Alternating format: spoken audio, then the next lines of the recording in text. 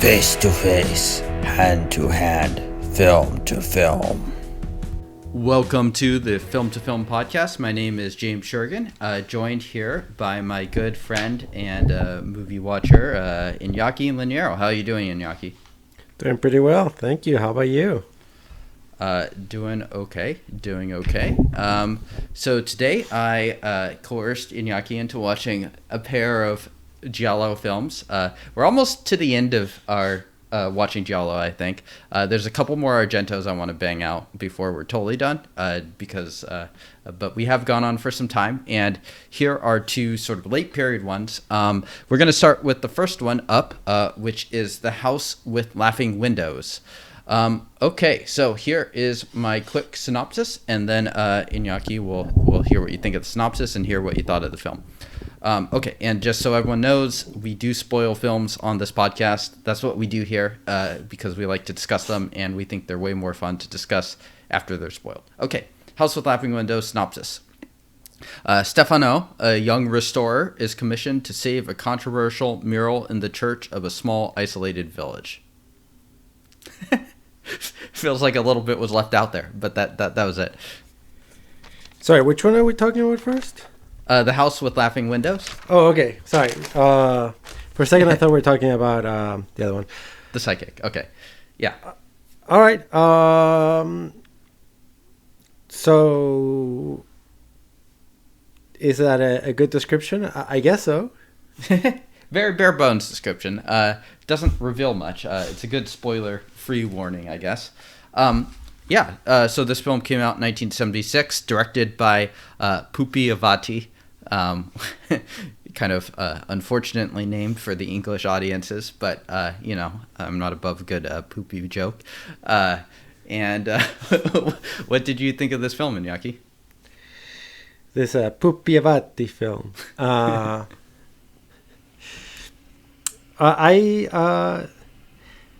It was good. It was interesting. This felt less like a giallo and more like a straight up horror film, I would say, out of most films that we watched. Yeah, I agree. I totally agree. For me, this is kind of like a giallo crossed with almost like a gothic horror with like some art vibes, and almost like crossed with the Wicker Man too, just because it has kind of like that folky horror. And in some ways, it almost reminds me a little bit of like some of that art in Candyman too. So I love kind of that like art setting and like the idea of creating art and stuff like that. I think it's a cool backdrop, and I agree. I think this feels a lot. It doesn't really feel like an Argento film, although you have some of the tropes there, but where you have like a kill every 15-20 minutes or something like that. You don't really have that same format here. And I think it kind of gets back to the roots of Giallo, which, if we remember, is really more centered around mystery and stuff like that. And it was Argento and Bava, to a lesser extent, that really set those tropes. So, yeah, I agree. It is quite different. I mean, I think The Psychic, too, also is a little bit different in that same sense, where it does focus a lot more on story and mystery than that. Okay, well, I'm glad you liked the film. Here's just some quick background. Directed by Pupi Avati, who is pretty well regarded in Italy. This is definitely like the film he's most famous for outside of sort of that domestic market, but he's won a bunch of awards in Italy. He directed one of the Giallo, Tutti Defunti, which is like a Giallo comedy, which I tried to watch this week, and as is the case with many things of the comedic variety, I did not care for it at all, and I found it very unfunny. Are you telling me that you don't appreciate comedy? I feel like comedy is very personal, and oftentimes there's a lot of cultural stuff, baggage, and stuff like that. So for me, I'm not going to call the film bad, but I will just say it did not work at all for me, and I did not find it remotely funny. I'm not a fan of the Giallo comedy in his sense. And he also directed a film called Zader, which is kind of this weird zombie, almost Pet Sematary-like film, which I also watched this week just in preparation for this. All films that are interesting but kind of different from your Giallo. So this is the film definitely he's most well known for from genre fans. Yeah, one thing I think that immediately sets out is just the way that the film is set up, where we come in on this ferry ride and we're introduced to this very rural setting, along with Don't Torture a Duckling. These are kind of like the two most famous, Italian countryside set giallos. How did you feel about sort of like, I don't know, the atmosphere and the setting that we're taken to in House with the Laughing Windows? I think this felt even more rural in a way than the Ducklings movie. Mm-hmm. It is very much on the lines of the sort of religious cult / horror movies, and I mean, after a while you sort of get it. You sort of get that feel in throughout the movie on how from the moment, like the first moment the main character arrives, it's just a very strange town. Everything is sort of strange about it. I mean, the movie's from mid to late 70s, right? 1976, yeah. So right. mid-70s. But like the town feels like he traveled back to almost like the 40s. And like, you look at the cars, you look at all the vehicles, everything is just even the reference, like someone makes a joke saying like, oh, no one visits this hotel even since the Nazis or something like that. Like it almost feels like she's kind of referring like, oh, in a few years ago, but it's like, no, it's been now like a solid 30 years and since World War II, yet the town almost feels like it's at World War II era. So it's a very the location and the way the location is portrayed and the way the characters are portrayed, it's almost like you traveled to the past, and that I don't think you have it as much in the other films. Yeah, I agree. I think that's a very good point. Just sort of like the idea of looking back and how it's sort of like stuck in time, because like there are constant references, like with Stefano, who is our lead, trying to uncover what happened in the past with like specifically this artist, this painter, and so they're looking back towards that era. And there's even like references of the painter and his sisters going to Brazil, I believe, which is interesting because that's probably tied with World War II and fascists, either probably fleeing or something like that as well, just because that's like a big tie there. So there's a lot of like hints and references towards that. So I'm glad you brought that up as well. And there's some references towards like the mayor, who is played by I don't even know what the correct term is, but a short person, Solmi, who is kind of like revitalized the town and who is responsible for bringing Stefano to the city. Mm-hmm. I think the correct term now is little people. Little people. Okay. Or a little person. Although to me that sounds offensive. So I don't know. For the longest time I would say like someone with dwarfism, but I mean I don't know if that works either. Yeah, well, it's kind of one of those things where it gets overused and people start to use it in bad ways, and then we move on to a different term. Okay, so little people, we'll go with that for now. Okay, well, I mean, also interesting too. I mean, I feel like this film's very different than Don't Torture a Duckling, but it has that same sort of rural, strong Catholic themes in this too, which also is kind of interesting. The fact that he's like coming to this town and sort of restoring this church. So yeah, I this film 1976, so it's late Giallo. This is definitely way after the heyday, and I feel like it's kind of interesting because they're trying different stuff. It feels less of that just cookie cutter variety mode to here. Iñaki, how well would you say that the mystery worked for you? It worked well. I actually was. I mean, I was very intrigued on who the killer was. Although I must say I was also very confused on why he cared so much. Like, yes, his friend died, but the way the friend died was was probably like in any film we watched, was probably the closest to seeing someone someone plausibly dying through suicide. Like there was no indicia in this one that he was killed. I guess I don't know if it was his friend, but his boss or whoever, the person who hired him. No, that was his friend, the person where we get the dummy death. Yeah, and throughout the movie, like I guess, and this is one of my criticisms, perhaps. There's very little reason for this man to want to investigate what's going on. Like, even in other movies, you're like, okay, he's investigating because he's a nosy person, but but at least you know that he's a nosy person, like from the beginning. Or the cops outsource it to them, or the cops outsource it to them. but here, like, no one wants to solve how the man fell, because everyone right away assumes it's suicide, because it's a town full of munches. I was going to make that same joke. and it's very plausible that it was suicide, in fact, and more importantly, like, I don't know, like, this is one of the few where I wanted to know what the hell was going on, and I kind of also wanted to know why the main character Stefano cared so much, like, because he could have just given up. He could have just stayed, restore the painting as fast as possible, and get the hell out of there.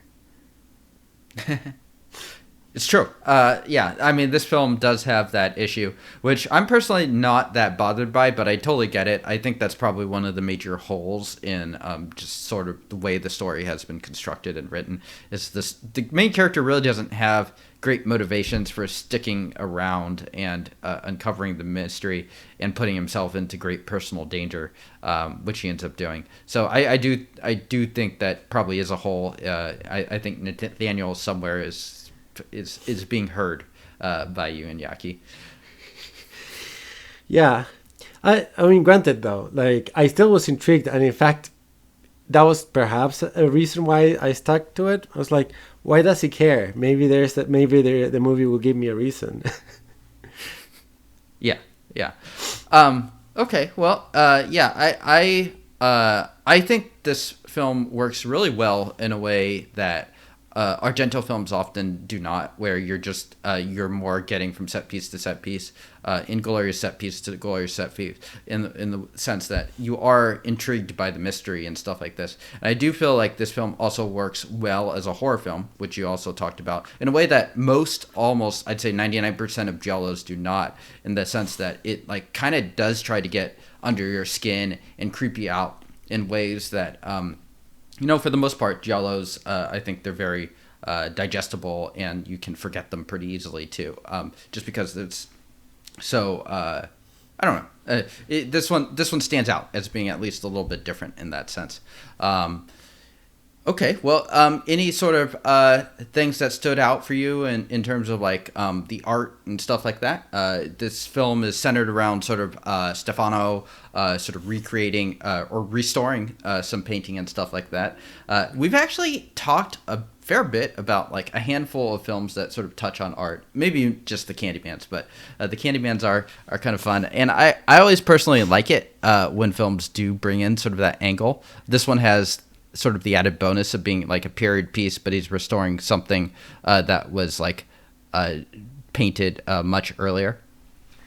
Which one was that Giallo we watched a while ago? I think this is like when we started watching Giallo, or maybe basically the one where you had these paintings that looked like a kid drew someone stabbing people. I think that's Deep Red. Deep Red, yeah. Was it Deep Red? No. I think so. Was it? Or A Bird with the Crystal Plumage, one of the Argentos. I don't know. I remember we laughed about that one. Here, the paintings were much better. But I don't know. I mean, the art part didn't attract me so much, or the art idea, except for perhaps the fact that like the painter would basically paint snuff. It would be like the painted version of like snuff film. But I mean, the paintings were good, I guess. Do you think the painter, if you were born in like 1990 Spain, would have been one of the people behind Thesis? Perhaps. Oh yeah, I forgot about that. I guess that's sort of it's sort of a similar subject matter if you think about it. In fact, it's probably one of the closer ones because on the other ones with the art, I guess it was the one with the children drawing. Children's style drawing of someone stabbing a person, but beyond that, I do think that this one is one of the few films where it's not only there's a painting of someone being killed, but it's highly appreciated by everyone. It's like everyone values all the paintings. Yeah. Did you have any favorites that you saw? The one with the man with boobs. that's a I don't know if I want to call that disturbing, but it's a very unsettling painting. It is, that one's just funny because they even explain it's like, well, he was so weird he couldn't get female models, so he had to like model himself, and they do a flashback on it. Like I don't know if they did it to make it creepier or just to make it funny because it looked really funny. Because they kind of accomplish both. It is kind of creepy, but also kind of funny too. Because the guy was funny looking too, so. So, are you gonna take that painting? Is that your souvenir from the movie? That one? No. My souvenir from the movie, I already have one. I wrote it down this time. Okay, you're not gonna put that painting right above your bed for you and your wife to enjoy? No. No, I have a souvenir. Once we get there, we'll. Okay.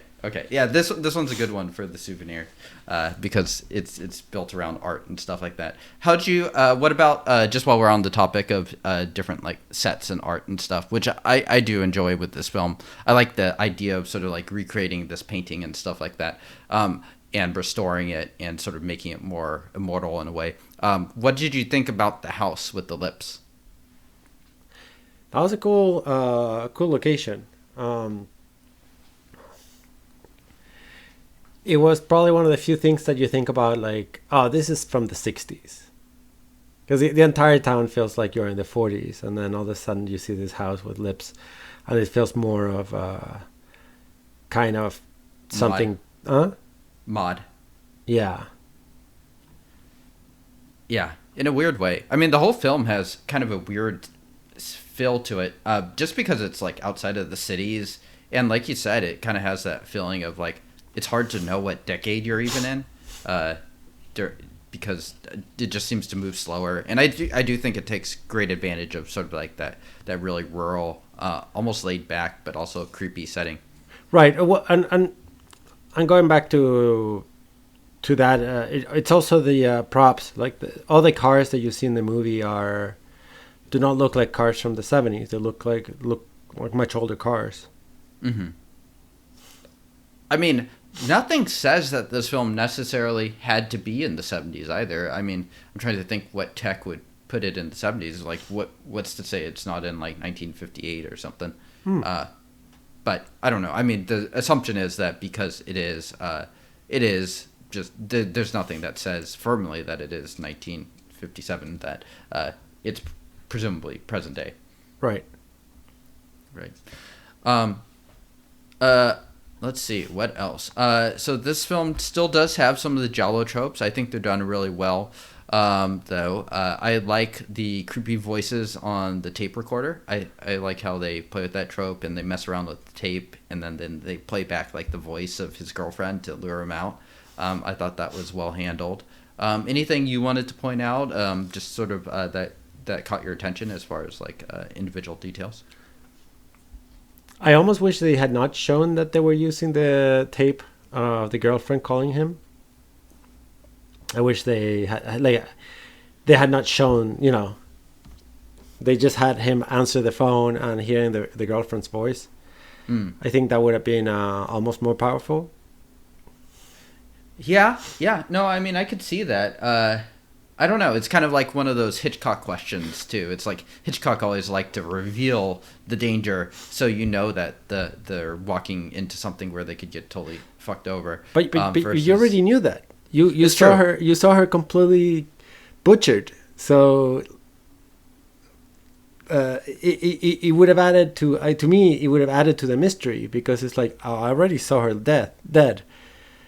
And I guess it could have added to the potential supernatural. That's true.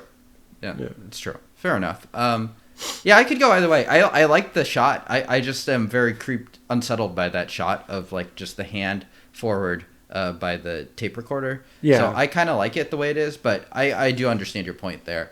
I like one of those shots where they go into that attic area and like he thinks he's hearing stuff in the house, but and there's like a swinging bag there, and you're not sure if the bag of wheat or whatever it is just swinging because like wind or whatever is hitting it, or because someone was just there.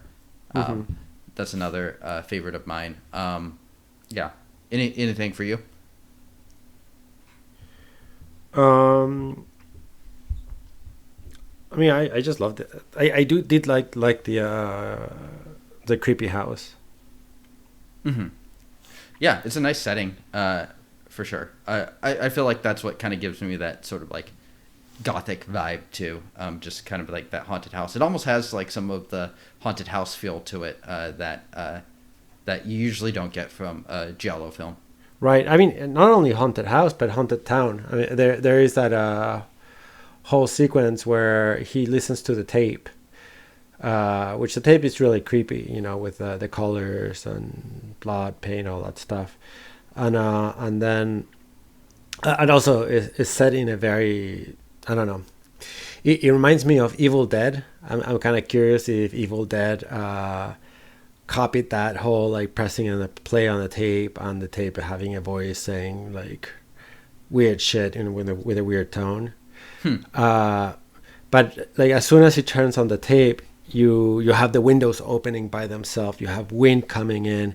It's sort of like it's almost like there's a presence coming in, and that's the part where to me it felt like a horror. Like it reminded me of Evil Dead straight up, because just like with Evil Dead, they press play, the tape and windows open. You got the wind, and he gets scared enough that he runs away he runs from the house, goes back to the hotel, and then you have the entire town. You got him going through these alleyways, and it's just everywhere is foggy, and you have like this breathing sound just sort of following him.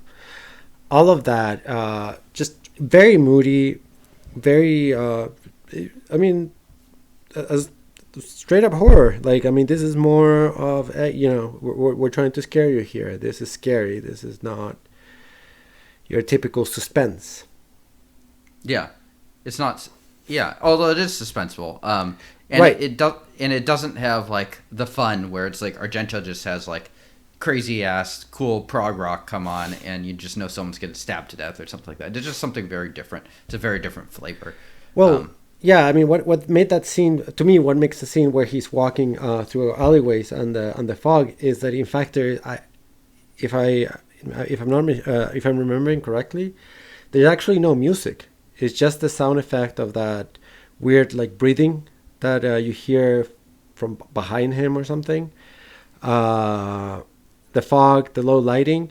So I guess what I mean, most horror is also suspenseful, but the number one intent is to create a scary ambience, while suspense is more to keep you, in suspense, so to keep you a little bit, tense.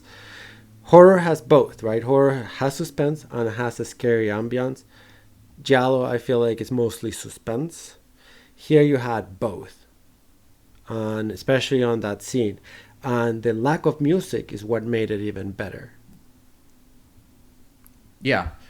Yeah, there's a couple times where I noticed that they turn off just all the music and stuff like that. I think the score, well, it has like some strong music in there, but there's a lot of like subtlety in like the way they use it in between sort of like the heavier music beats. But yeah, I noticed. I think the one time I was talking about in like the top attic floor where the wheat bags are moving back and forth. I think they turn off the score there too. And it's very effective. I noticed it that time as well. And it creates just, I don't know, it helps create just like that strong atmosphere of that place and suspense, as you said. Yeah, it's just really good sound editing at the end of the day. That's what we're listening to. It's good sound editing. Yeah, absolutely. Okay, well, that's a good segue sort of to the sound design and soundtrack, which was done by Amedeo Tomasi. As is no surprise, my view of the soundtrack is that it's pretty great. I think probably the most eye-catching stuff are the stuff you hear at the beginning, or ear-catching stuff, I should say, where we have like Legnani, who is the artist in this, basically saying a lot of crazy talk, like this super deep voice in like very specific rhythm, and like the soundtrack is kind of going behind him. And I think it's a really nice, really unsettling way to open. Any feelings on the soundtrack in general or the opening? No, I mean, the opening is great. It really sets the mood. Also, the way that Nani, or the artist, was recorded, almost drone-like. And also with a rhythm that keeps on picking up and getting louder and faster while he's saying more weird shit. That's a really good job at sort of setting up the mood. And here, like a good Giallo, of course, jumps from that straight up to pop 70s melody. Yep. Did you think that the painter was going to be a character in the film? Yeah, I thought so. Or even I wasn't sure if this was a Giallo or a straight up Giallo, or it was going to be more of perhaps a supernatural horror. So I mean, I thought maybe even like as a ghost. Mm-hmm. Yeah, I mean, it's not crazy to think a Giallo might have some supernatural stuff. I feel like Deep Red, just the year before this, brought in psychics and stuff like that, right, which we will also talk about in the next movie. Yeah. So it's not crazy to think that they might have done something like that. For me, in terms of scenes that stand out, I structured my outline just a little bit different than I do for most of these Giallos, just because like this is so not based off of the kills. For me, the highlights are definitely the beginning and the ending, just towards the scene highlights. Not that I didn't like anything in the middle. I feel like a lot of that is kind of what we're just talking about, like building that atmosphere, that mystery, that tension, which I think is very well handled. But I think in terms of just like stuff happening, the beginning is very visceral, and the ending is as well, where it just seems like everything starts to happen at once. And it's I don't know if it's full bonkers finale, but there's a lot of stuff happening there. So I wanted to break that down with you as well. Mm-hmm. Starting with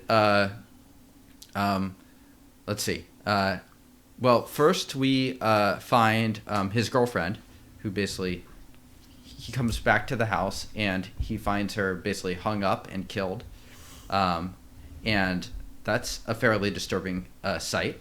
The kill, I think, happens off camera. Yes. Yes, which is also interesting because Argento would probably not make that same decision. Or Fulci. Yes, Fulci, no.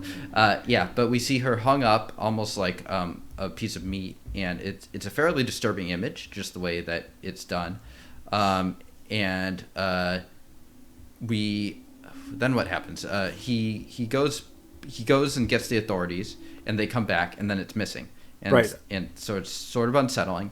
We had seen in the meantime that Libio or whatever his name is, who is like this young kid that has sort of been friendly with him at the church, but also gives off like super weird local vibes too. it is has basically sexually assaulted her. Yeah. And so then he eventually gets the voice recorder played back to him. He gets a call while he's basically just waiting in the hotel, sleeping with the mayor, just kind of in the foyer of the hotel. And he gets called back there, saying that she needs help. And it's creepy because we know that we've already seen her dead. They just can't find the body.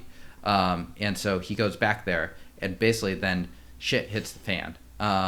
Yeah, let's talk about it up to this. I don't want to just like recap absolutely everything because we're not that kind of podcast, and I'm also not that great at just saying what's happening. What did you think about stuff up to that point? Like from what you talk about, or what happens after? Sure, either one. Yeah. I mean, so from all right, so from before he finds her dead, the movie does set up a sort of your red herring, a classic of Giallo, with the altar boy. I don't know if he was an altar boy, but the kid who's helping him, who sort of is helping him, but he's sort of kind of a weirdo, and he tries to. You think he's probably a killer because he tries to rape her. That's the last time we see her. And then when we see her again, she's hanging and dead. So we assume he's the killer. And what's creepy is that, of course, he's missing. There's lots of blood. Once he gets the cop, she's not there. The blood is all cleaned. And then he has the cop dig at a mass grave by the house with the lips. Because before Coppola had showed him that there was a bunch of like bones, and there are no bones anymore. So this is kind of one of those. So he does a really good job at perhaps not gaslighting the audience, or maybe, but more importantly, showing you that whoever's the killer is very smart and knows everything that's happening. And that the cops may or may not be there helping the killer. And once he gets back to the house, as you set it up, right? He goes back to the house after the call with the recording of the girlfriend. He finds the altar boy, who I thought was a killer, being stabbed. It's one of the few times where you get to see someone dying. And yeah, and in the midst, we forgot that they also find Coppola, who is the driver. Yeah. Who gets who they find in the lake in the meantime. They get back to that point with the boy being stabbed. Yeah, and it's creepy. It's creepy, and then you see you only see one of the person stabbing him, and is the lady who you thought could not walk. Yeah, it's the lady supposedly paralyzed, and she's talking in a crazy voice. They brought up little baby brother there, who is the painter, Legnani. So we're revealed that one of them is his sister, and Legnani is sitting in a vinegar solution of some sort, or formaldehyde. Formaldehyde. Yeah.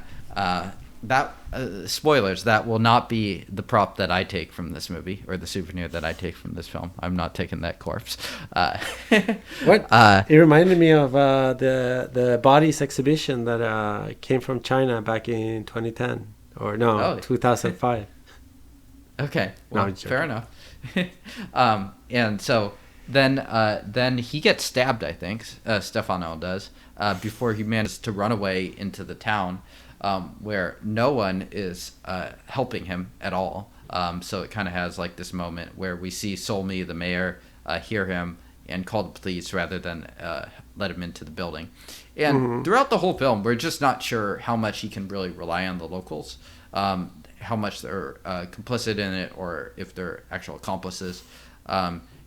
And finally, he ends up back at the church.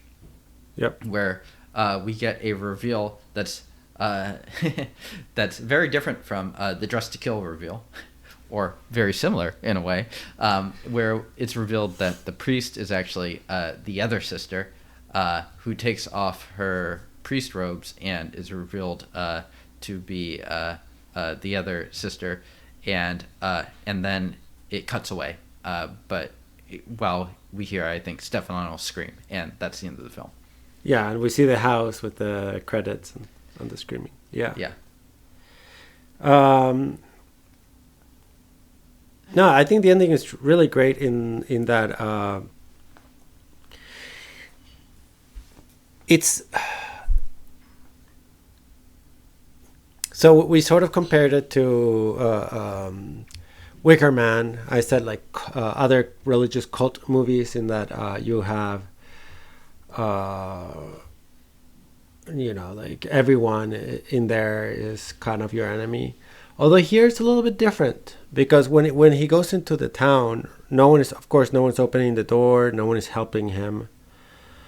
But no one is happy about it either. So everyone is complicit in their omission, as opposed to being part of the killing. Like the mayor, when he looks out the window, he looks sad. He looks upset, and he calls the cop, but he doesn't open the door. Right. There's another like shopkeeper who also looks outside, and he also looks upset or sad, but he's not gonna help him. Right. And it's also interesting, sorry to interrupt real fast, but it's also interesting the idea that like the mayor brought him on to restore these paintings as sort of like a town revitalization. So it's interesting that the same thing that will ideally bring more people and sort of revitalize the town is also so tied with something so horrific of like these killings and stuff like that. So it is interesting, just the way that those two are pretty directly related in a way. Right, and that's where that's when you ask yourself, why are they complicit in not helping him? Because I mean, they know that he's gonna die. So why aren't they helping him?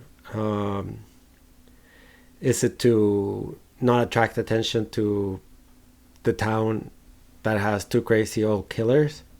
Or is it to, or are they in control of the town one way or another that we don't know of? It's left ambiguous. Spoilers.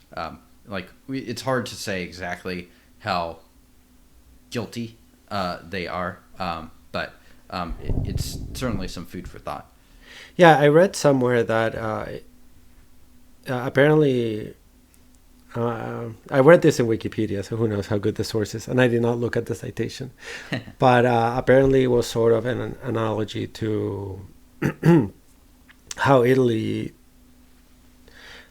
felt, or how it felt like dealing with Italy post World War II. Yeah, Mussolini and fascism. Fascism, and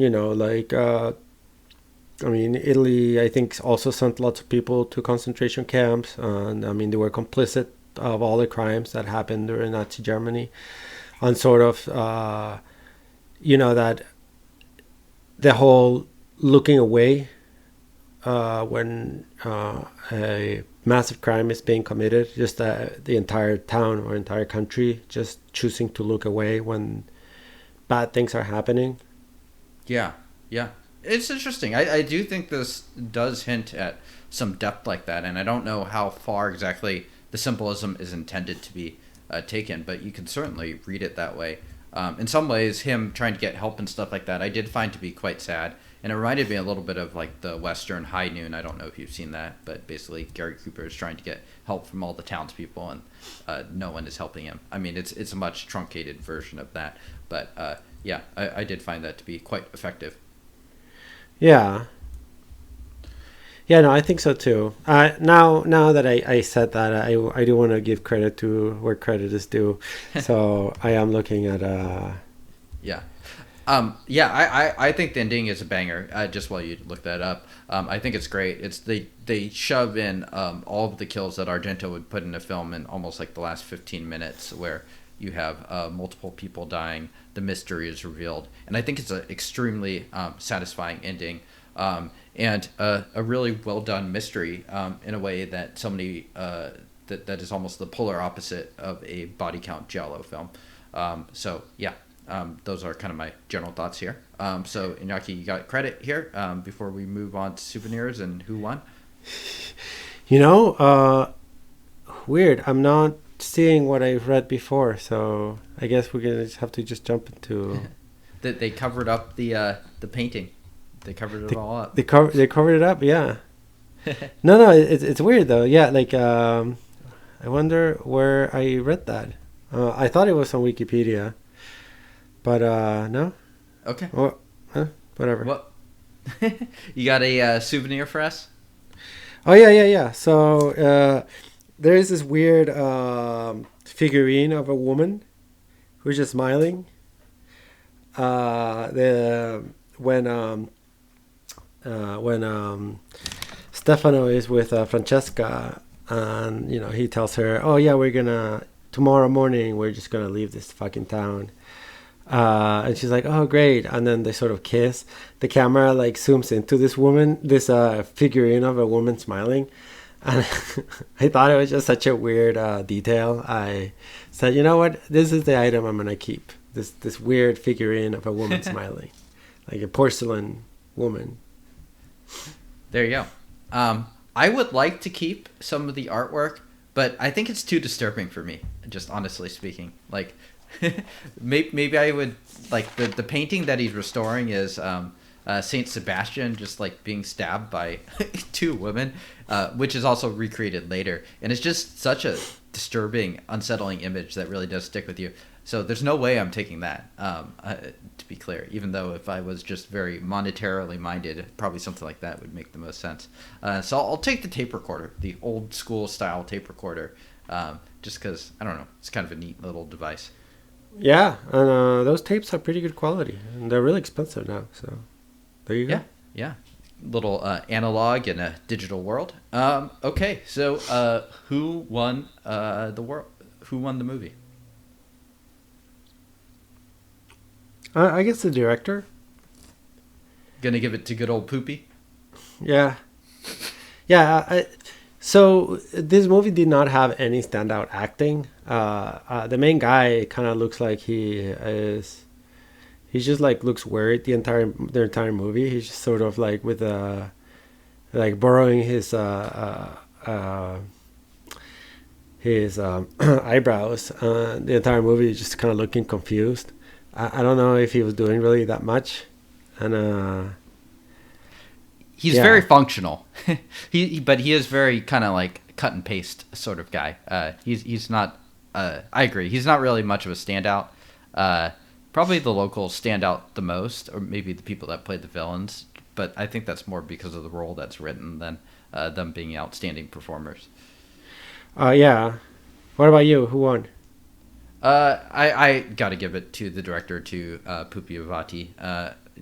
Just well done. He was also one of the writers on this film too, so clearly a project that resonates with him. What about rating? I'll give it 7.5. Okay. Yeah, for me, I'm gonna give this an 8. Really solid 8. Just a strong film, and I think it does show a very different side of Giallo than you're gonna get outside of Fulci and Argento. I mean, we haven't even talked about cinematography and stuff like that, which I think kind of shows you just how different this film is. I don't think that those aspects shine nearly as much, even though I do love some parts of the set design to this. So it just kind of shows you some different stuff that the genre does offer that are quite different from just sort of mainline directors. Yeah, I mean, it's a good movie to. I mean, if you were to start with this movie, it's good if you're like a horror fan, and you start with this one, and then you move into the more classic Giallo. It's pretty good.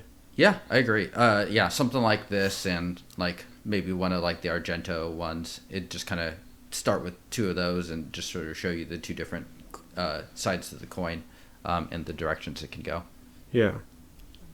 All right. Well, let's move on to the next film. 1977, The Psychic by Lucio Fulci. So before we jump into it, is it The Psychic or is it Murder to the Tune Of 7 Notes. of seven black notes? So those are both titles. As is the case of a lot of these Italian films, there are several titles to this, or at least 2 titles in this case. So it's usually most commonly known in the West as The Psychic. The Italian title is Sette Note in Nero, which is 7 Notes in Black. Yeah. So yes, the Italian title translated literally is 7 Notes in Black, which also is, I think, a pretty acceptable title. A little mysterious. I think that's better than the Murder to the Tune of blah, blah, blah, blah, blah. Yeah. But there's a little more poetry to 7 Notes in Black, but they probably, I don't know if Lucio Fulci is really associated with poetic titles so much. So they went with a very simple one, The Psychic, from a man that brought you stuff like Zombie and The Beyond. Very, very short titles for our man Lucio. Right. Okay, so here's the quick synopsis. A young woman can see into the future and is horrified when she sees the circumstances surrounding her own death. I don't think she knew that it was her own death. Yeah, it spoils that because it's only at the very end, and that's like kind of the big reveal that we're like, oh shit, that's what's going on here. So yeah, bad synopsis because it spoils an awful lot. Yeah, this is one of the movies with a twist, and the twist is that she can see to the future as opposed to things that happened in the past. However, I think the movie hints at it at the very beginning. Yeah, with you're talking about the Fulci opening. Yeah, with the Fulci opening, but it does it.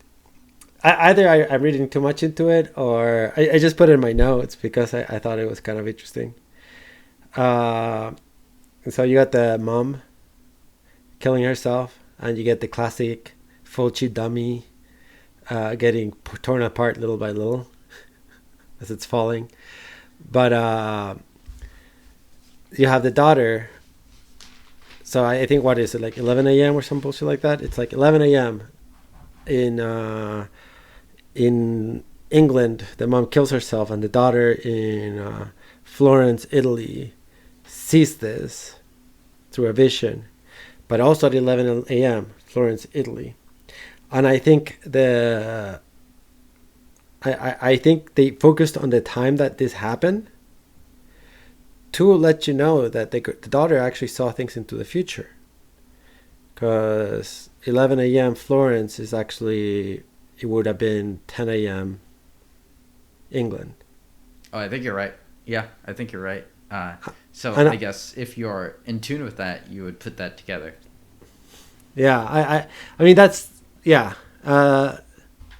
So yeah, later when she's like, to me, like from the entire movie, I knew that she had seen something that was going to happen and not what happened in the past.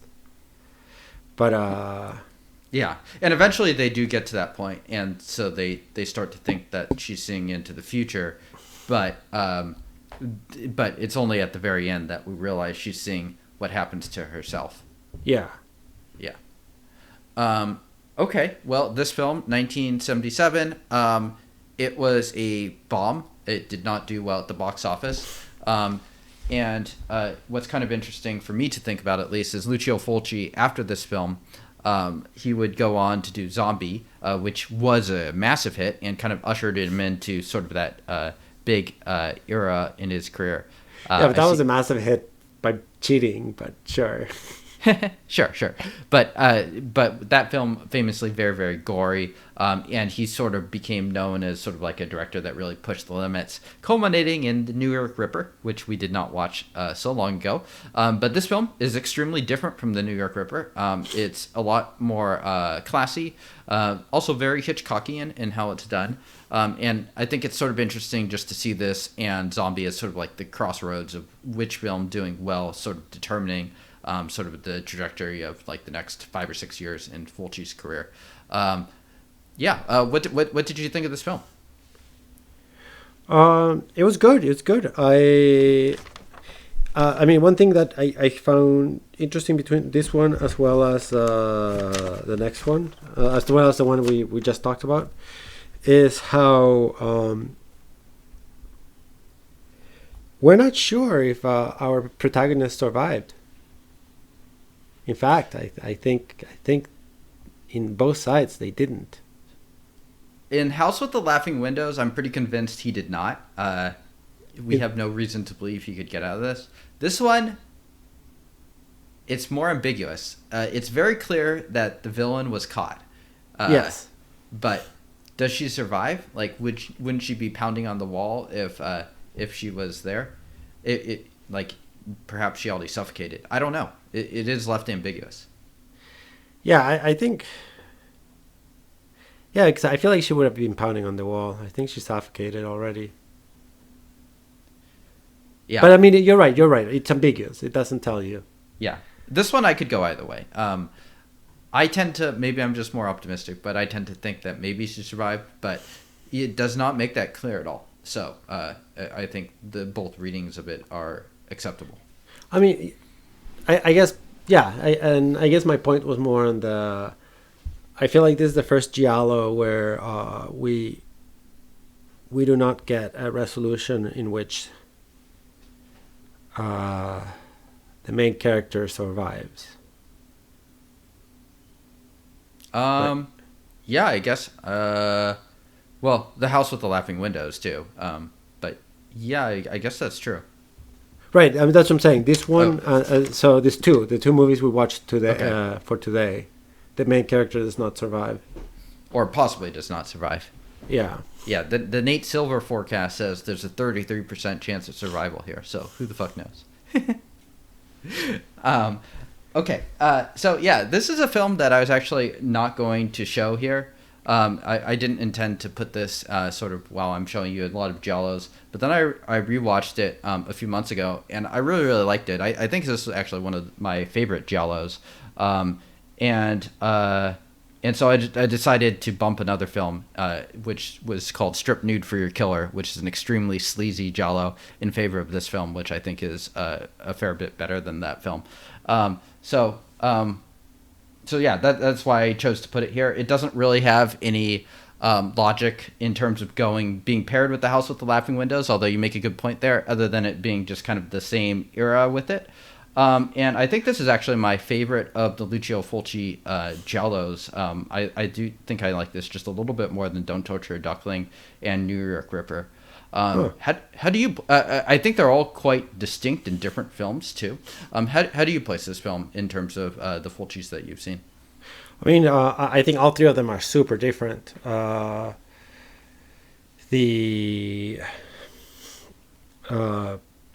The New York Reaper is, it's almost a police procedural. Don't Torture the Ducklings is more of your. It's pretty funny. The ending is just so memorable. But I mean, the rest of the movie is sort of slower, perhaps.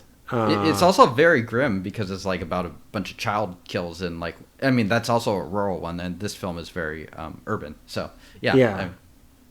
And I think this one is the most similar to, as you said it, like the Hitchcockian mystery. You don't get many kills in this movie either. No. Instead, because I mean, yeah, in the other two, you actually get a killed number that's higher. And this one, I think, forget.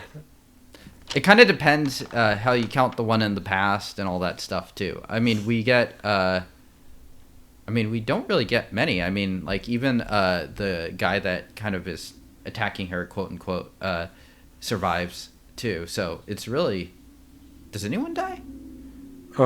Potentially the main character. Oh no, we someone dies off screen and potentially. Oh yeah, the woman who's gonna help her. Yeah, killed by her husband. Yeah.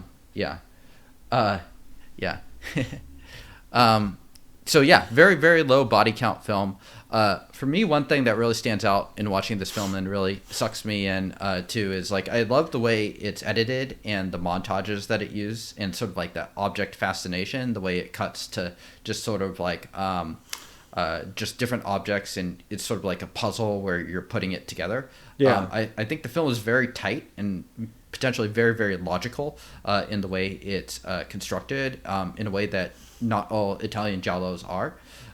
So I think this film is just very, very well rounded in terms of that just like lots of aspects working in this film. Yeah, I agree. This is, I would say, when it comes to writing, this is probably one of the better, if not one of the best written movies in structure. Yeah, I agree. And I think it's interesting because I think a lot of people now, because Fulci is more famous for some other films, will come to this and be a little bit disappointed just because they're expecting more of that kind of like Fulci gorehound sort of stuff that you would get from his later work. And so this film in comparison is just much, much classier and a lot less gory than those films. I mean, like the New York Ripper, I mean, just imagine that film. It's like, imagine if her visions were like the Quacker. And it's just like constant quacking and stuff like that. It'd be just like a totally different, bizarre film compared to this one. Yeah, no. I mean, this is probably one of the tamest film we've watched. Actually, that's the other comparison with. It's funny how like you didn't intend to pair them up like for real, but this one plus as well as the House of Laughing Windows, like both of them are very tame films. In that you don't have a large body count. I don't think you see the killing of anyone like at all. Like, I mean, you don't see a close up. The fetish of killing someone in either. You don't see naked women anywhere, and and in both of them, and that's actually we see rare. that painting instead, which is much more scarring. Sure, but you know what I'm saying. Yeah, sure. It's if anything like they're very dark, yet they're way less explicit or exploitative, and especially with Fulci, he was all about exploitation. Like this is one of those where it's just a very solid. Mystery. Yeah. I mean, I think these two of all of the giallos we've done might be two of the very best in terms of just the mystery elements to them and just how you're constantly sort of intrigued at like what actually happened and sort of the way it reveals itself. And I think this one's particularly affecting just because for me at least, it works quite well. I think Jennifer O'Neill, who plays the lead, is pretty good in the film. I know that some people have criticized her as being a little bit wooden for me. For me, her performance works just fine. I don't know that she's going to win an Academy Award or anything like that, but just like the idea of like her husband being the villain and stuff like that, it's very simple, but and in some ways reminds me a little bit of Hitchcock, something like Dial for Murder or something. But I think I find it to be one of the more emotionally resonant giallo films that we have seen, personally at least. Yeah, no, I agree. I think I don't know if I would call her wooden, but I would say that she didn't have a standout role,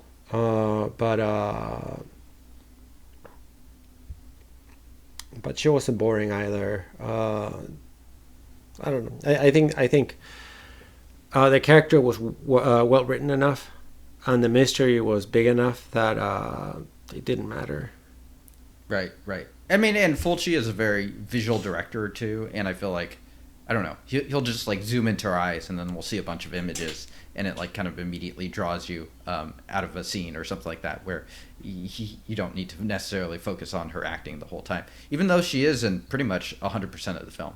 Yeah, no, for sure. I mean, like probably the most effective scene it was his use of her while driving through the tunnels, And I think it's just the composition of everything. That's when she's having her visions, having the radio going on and off, having the creepy music play. All of that creates the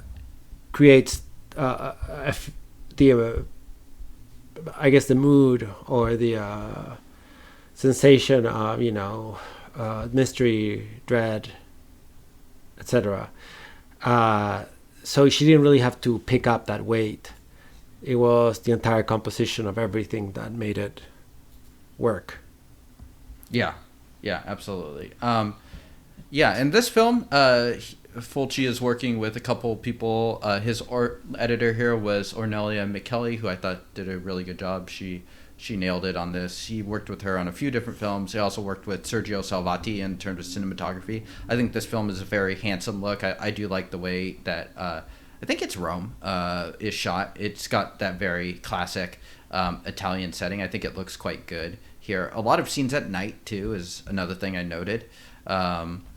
Fabio Frizzi. This is his first time working with Fulci. Fabio Frizzi became quite famous because he did the score for Zombie and his Gates of Hell trilogy. So he's working with a lot of the collaborators that he would end up doing those with as well. Also his first film working with Dardano Sacchetti, the screenwriter here, who he worked with on a lot of his big work too, including The Gates of Hell and The New York Ripper. So kind of bringing the full Fulci troupe together in a film that's very unlike a lot of those later films to come.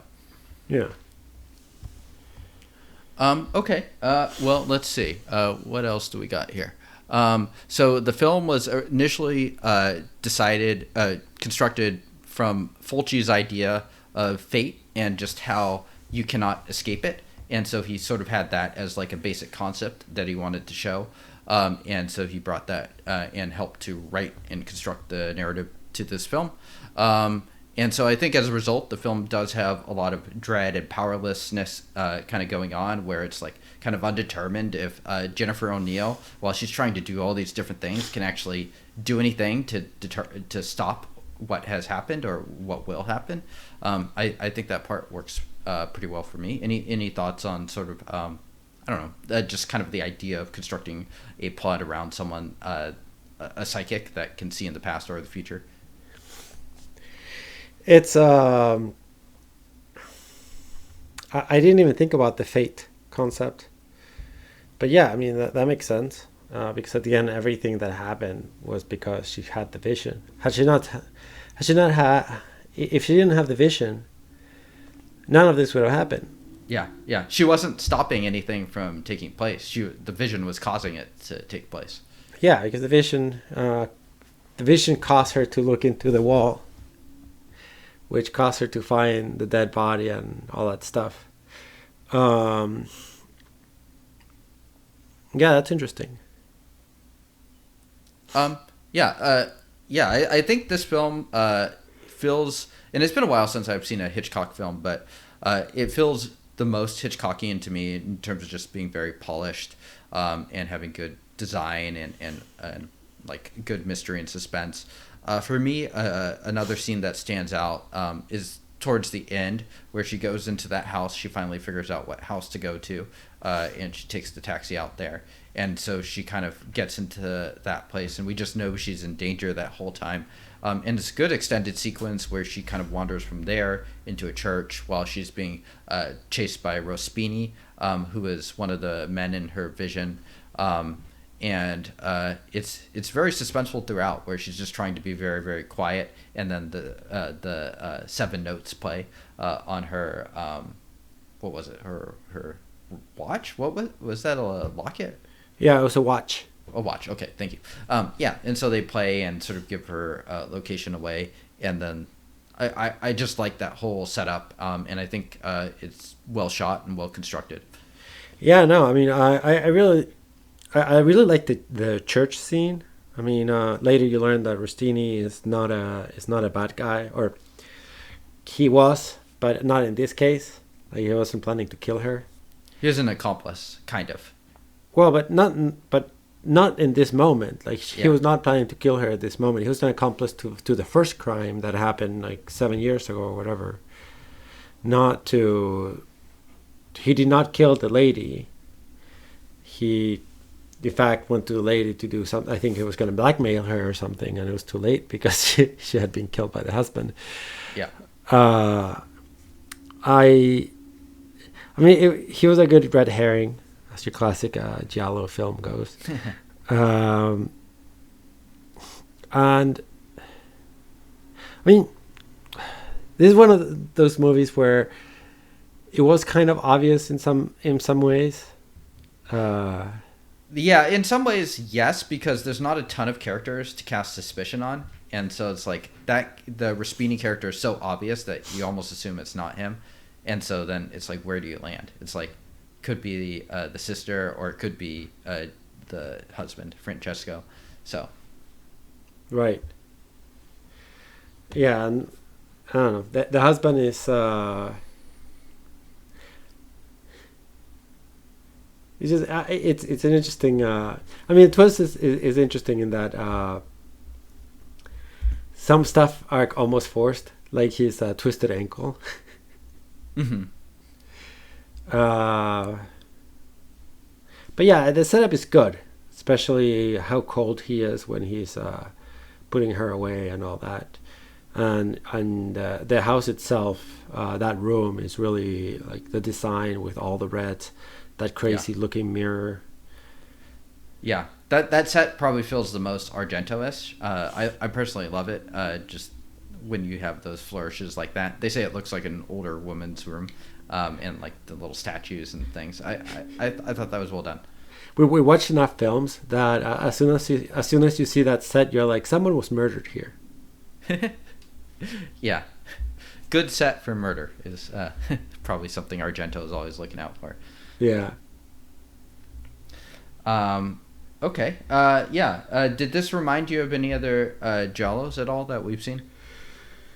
No. Actually, I thought this was quite different. I mean, Deep Red has a psychic too, but it's a very different kind of concept. Because in Deep Red, the psychic is a minor character. She gets killed like basically at the beginning. While here, the psychic is the main character, except for her visions are shit because half of the stuff she doesn't remember very well since she got literally hit in the head as she was having her, as the memories of the future went into the past. So, there's that. When it comes to the police procedural, the cops are pretty lazy, just like usual. Yeah.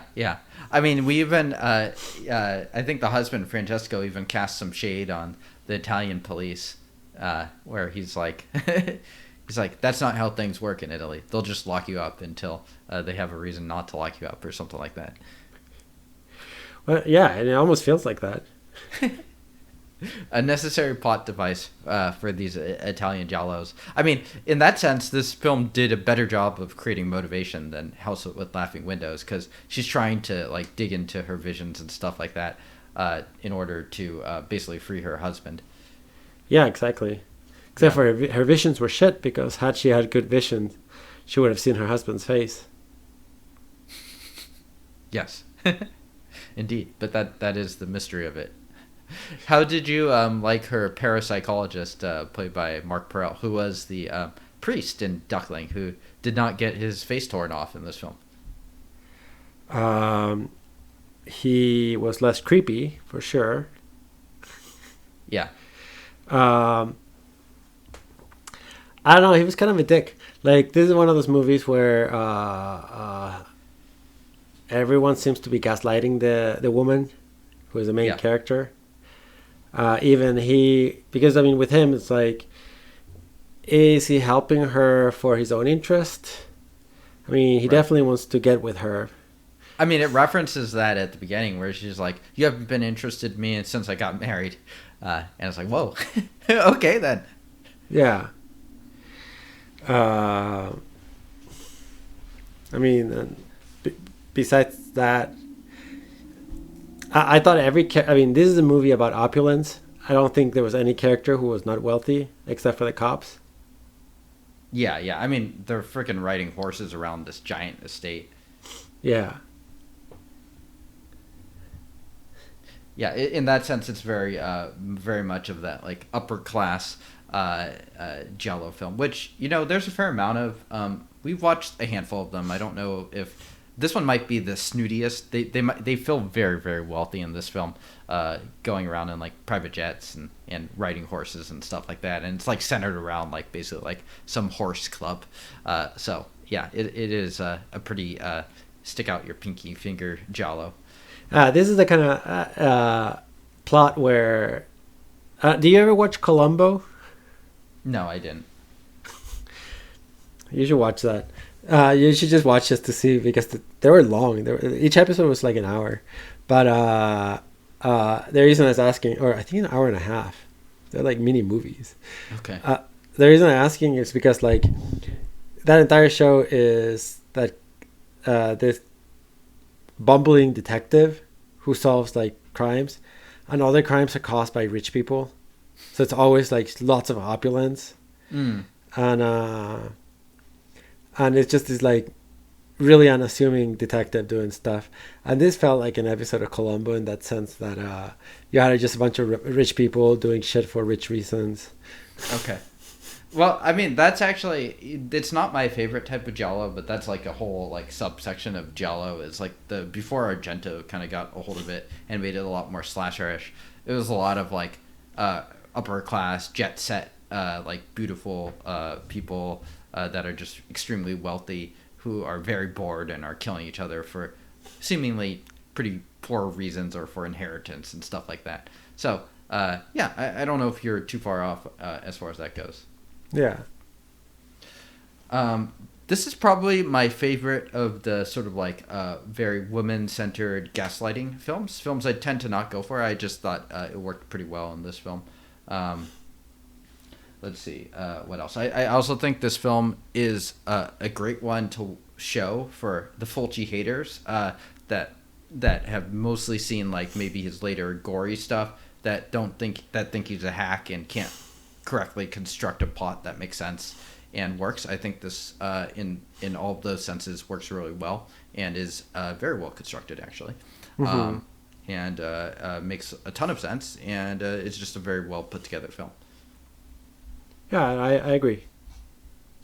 Okay, well, I think that is most of what I have here for The Psychic, because we did 2 films. I don't want to go too over here. So, a souvenir from the film? The watch? Okay, you stole mine. I want the watch too, yeah. Did you recognize that musical cue? Tarantino put it into, I believe, Kill Bill, actually. Oh, that's where I heard it before. Okay. Of course, yeah. I heard it somewhere. I didn't know where. Interestingly, he's talked many years ago, so I doubt it will ever happen, about remaking this film. So, kind of interesting. Not exactly what I'd imagine Tarantino would Well, he only has one movie left to make, right? Yeah, and I seriously doubt, and frankly hope that it won't be this film. I just think he could make something a little more interesting with some other material. And I think this film is also pretty well done. Yeah, I'll take the watch as well. Who won? Fulci. Okay, I gotta give it to the same too. Yeah, just a good movie. And I think it works well on rewatches because this is now the 3rd time I've seen it. Oh, nice. Rating. 7.5 or 8. Okay. I am gonna give it a 9. I think it's I don't know. It's a personal favorite of mine. I don't like it quite as much as my absolute favorite Giallos, but I think it's a really good one, and I think it's a solid mystery and one that isn't too. I don't know. It's not. It's just a very well-rounded, very solid film. Nice. Okay. Well, thank you all for tuning in to Film to Film. You can email us at zafilmtofilm@gmail.com or tweet at us at zafilmtofilm. And we will see you all in a couple weeks. Yep. Ciao. Ciao.